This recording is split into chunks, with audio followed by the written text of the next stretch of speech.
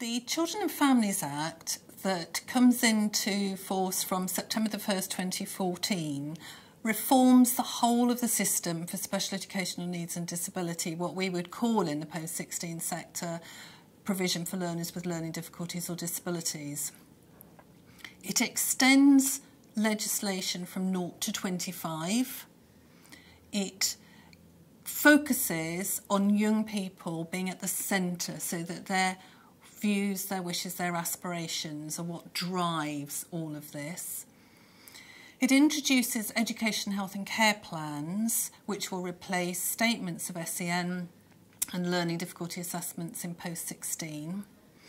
And the young people will have a whole new set of responsibilities as part of this legislation to be very involved in developing their plans, in talking with providers and with local authorities about their views, and that's a fundamental change in the way things work.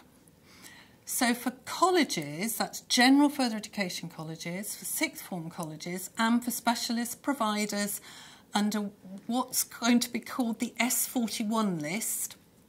That's a new approved list by the Secretary of State. There will be some new duties that come into force from the 1st of September. So they are, first of all, that those colleges who get named on a young person's education, health and care plan will have a duty to admit them. Hopefully that will follow reasonable discussion with the young person, with the local authority commissioning the place, with the provider and with any other people who are supporting that potential student. They will also have a duty to have regard to a new code of practice, and that's a very substantial document that outlines what the legislation means in practice on the ground. And when I say substantial, the last count 253 pages worth. So a lot for providers to understand. They will also have a duty to cooperate with local authorities who commission places. That's a reciprocal duty, so local authorities also have a duty to cooperate with providers from whom they commission places. And that's in regard to the local offer, which describes the provision available to young people, and in reviewing what's available in any area.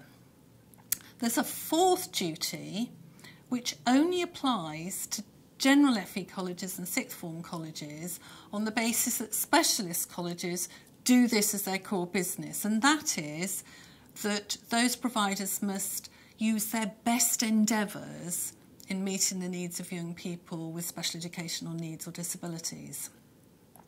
Now, the best endeavours duty, which we still haven't quite tested out and don't necessarily understand in FE, is really about ensuring that all young people with or without an education, health and care plan, and that's 200,000 at least in the system that we know of, their support needs are being effectively identified and met. So that's the best endeavours duty.